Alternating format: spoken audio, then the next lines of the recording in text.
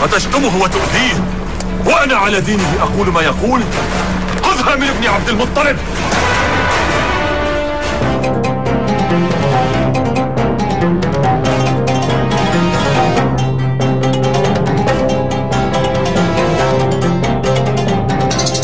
Warahmatullahi wabarakatuh. Perkenalkan, nama saya Raulatul Jannah dengan NIM 2312430. Di sini saya akan sedikit bercerita mengenai tentang tokoh Islam Hamzah bin Abdul Muthalib. Hamzah bin Abdul Muthalib adalah paman Rasulullah dengan julukan Asadullah atau Singa Allah. Saya akan sedikit bercerita tentang biografi perjalanan masuknya Islam Hamzah hingga wafatnya Hamzah. Biografi Hamzah bin Abdul Muthalib. Proses dan asal-muasal Hamzah bin Abdul Muthalib masuk Islam. Yang pertama, berawalan dari Nabi yang disakiti kaum musyrikin. Yang kedua, kalimat masuknya Islam Hamzah yang spontanitas. Peran Hamzah dalam mendampingi Rasulullah saat peperangan. Yang pertama, Hamzah dalam perang Badar tahun 2 Hijriah. Yang kedua, Hamzah dalam perang Uhud tahun 3 Hijriah. Wafatnya Hamzah bin Abdul Muthalib yang begitu melegenda. Yang pertama, awal mulanya terbunuh Tu'aimah oleh Hamzah pada perang Badar. Yang kedua, adanya dendam dari Hindu dan Wasyih pada Hamzah. Yang ketiga, serangan tombak tersembunyi Wasyih yang mensyahidkan Hamzah. Bagi pemeluk agama Islam, mungkin nama Hamzah bin Abdul Muthalib tidaklah terdengar asing. Dia adalah salah satu paman Nabi yang memiliki peran begitu besar dalam perjuangan beliau. Muhammad SAW menyebarkan ajaran Islam menjadi seorang paman, sahabat sekaligus saudara persepupuan. Hamzah tentu memiliki hubungan yang amat dekat dengan Rasul. Tidak heran Rasulullah begitu sedih saat kematian Hamzah yang nantinya melegenda terjadi. Penasaran dengan ceritanya? Simak video ini sampai habis ya. Baik, di sini saya akan menceritakan biografi Hamzah bin Abdul Muthalib. Hamzah bin Abdul Muthalib dilahirkan di Mekah sekitar tahun 568. Merujuk dari tahun dilahirkannya ini, usia Hamzah diperkirakan lebih tua 2 tahun dari Nabi Muhammad SAW. Dia adalah anak dari Abdul Muthalib, kakek Nabi Muhammad SAW, dan adik berbeda ibu dari Abdullah, ayah Nabi Muhammad SAW. Artinya, Hamzah dan Abdullah, ayah Rasul, adalah adik kakak dengan satu ayah tetapi berbeda ibu. Meskipun begitu, ternyata hubungan antara Hamzah dan Rasulullah juga terhubung dari pihak ibunya. Pasalnya,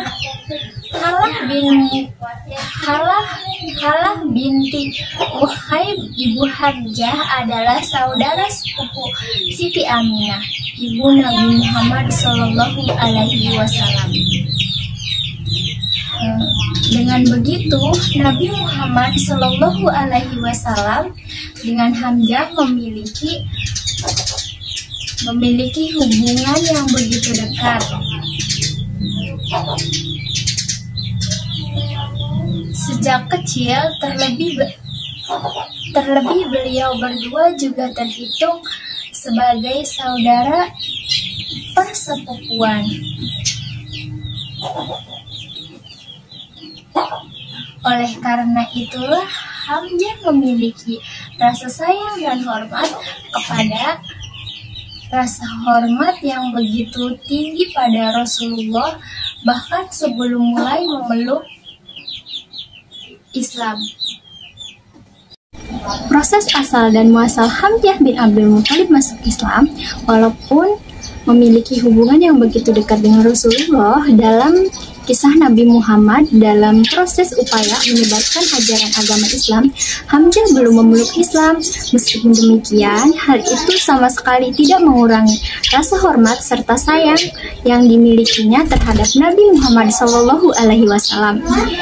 Dia selalu ada untuk melindungi Nabi Muhammad SAW pada masa-masa sulit beliau, dan bahkan akan marah jika mendapati seorang yang menjelekkan hingga menyakiti Nabi Muhammad SAW. Apabila Hamzah adalah seorang pemuda yang dikenal begitu jenius dan dilihat memainkan panah sehingga disegani banyak orang. Adapun proses runtut hingga Hamzah kemudian memeluk Islam adalah sebagai berikut. Yang pertama, berawal dari Nabi yang disakiti kaum musyrikin. Diriwayatkan bahwasannya asal mula Hamzah memutuskan memeluk Islam adalah karena kejadian kaum musyrikin yang melemparkan kotoran unta pada kepala Rasulullah SAW. Namun ada juga yang mengatakan bahwa Hamzah masuk Islam karena tidak terima Nabi diserang oleh Abu Jahal. Dikisahkan bahwasannya seorang budak wanita melihat Abu Jahal yang bertemu dengan Rasulullah SAW di Bukit Sofa. Di sana dia menyakiti dan memaki-maki Nabi Muhammad SAW yang tidak balas sepatah kata pun oleh beliau. Hal ini pun diceritakan oleh budak tadi pada Hamzah bin Abdul Muthalib. Di cerita itu, sebagai seorang pemuda Quraisy dengan harga diri tinggi dan kepribadian tegas, Hamzah bin Abdul Muthalib merasa tidak terima. Dia pun menghampiri Abu Jahal dengan membawa busur panah. Yang kedua, kalimat masuk Islamnya Hamzah yang spontanitas. Abu Jahal yang saat itu sedang duduk-duduk di antara kaumnya berdiri untuk menyambut Hamzah.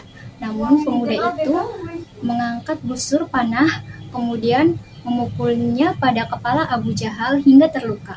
Kemudian Hamzah berkata, "Apakah kamu menghina Muhammad?" Dia melanjutkan, "Ketahuilah sekarang aku telah mengikuti ajarannya. Jika kamu berani, silahkan saja balas perlakuanku ini."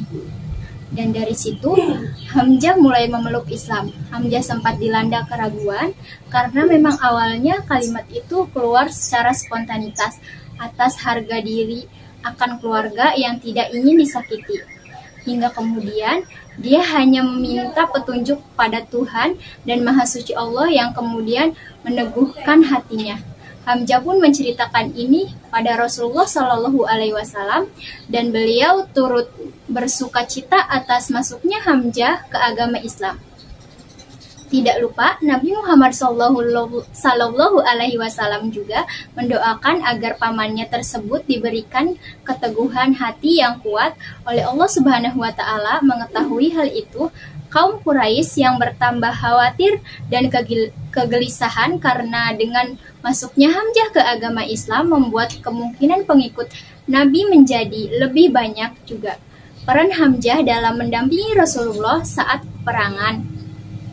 Setelah Hamzah bin Abdul Muthalib memeluk Islam, Abu Jahal berpikir bahwa perang antara kaum Muslim dan kaum Quraisy sudah tidak dapat dikendalikan lagi. Karena itu, dia mulai kesana kemari menghasut secara memprovokasikan kaum Quraisy untuk menyakiti pada Rasul dan pengikutnya.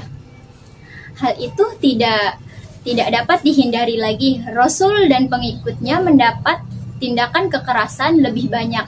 Tetapi di samping itu, keislaman Hamzah secara tidak langsung juga menjadi perisai serta benteng perlindungan untuk kaum muslimin. Lebih dari itu, karena Hamzah yang begitu tegas, cerdas, dan berwibawa, dia banyak disegani dan memiliki daya tersendiri. Sebab hal itu, banyak kabilah-kabilah Arab yang kemudian tertarik untuk mengetahui agama Islam lebih dalam. Selain itu, ketangkasan Hamzah membuat menjadi salah satu orang yang dipercayai untuk mendampingi Rasulullah dalam setiap peperangan. Yang pertama, Hamzah dalam peperangan Badar tahun 2 Hijriah. Hamzah bin Abdul Muthalib serta Ali bin Abi Thalib ditunggu sebagai pemimpin pasukan kaum muslimin pertama yang dikirim oleh Nabi Muhammad SAW karena keberanian luar biasa yang ditunjukkan dan dikerahkannya. Umat muslim mendapat kemenangan dalam perang Badar. Terdapat banyak korban yang jatuh dari pihak kaum kafir Quraisy pada peperangan Badar. Sebab itulah mereka merasa harus membalas kekalahan yang telah terjadi dengan menghimpun kekuatan dan mempersiapkan diri untuk peperangan selanjutnya.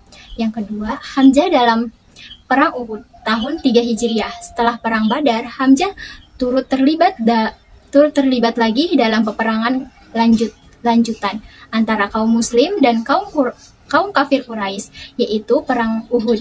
Dalam perang ini, para kaum Quraisy yang bertekad membalas dendam menjadikan Rasulullah dan Hamzah bin Abdul Muthalib menjadi sasaran utama.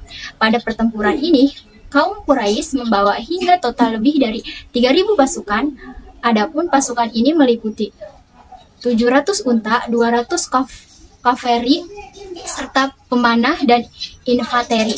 Sementara pasukan muslimin total berjumlah sekitar 1.000 orang, gabungan dari kaum muslim di Madinah. Pasukan muslimin yang dipimpin langsung oleh Nabi Muhammad SAW ini bertemu dengan pasukan lawan di dekat Jabal Uhud.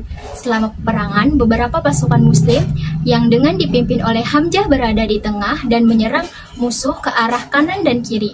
Saat kemenangan dirasa sudah dekat, Rasul memerintahkan agar para pasukan pemanah tetap di atas Bukit Uhud untuk berjaga.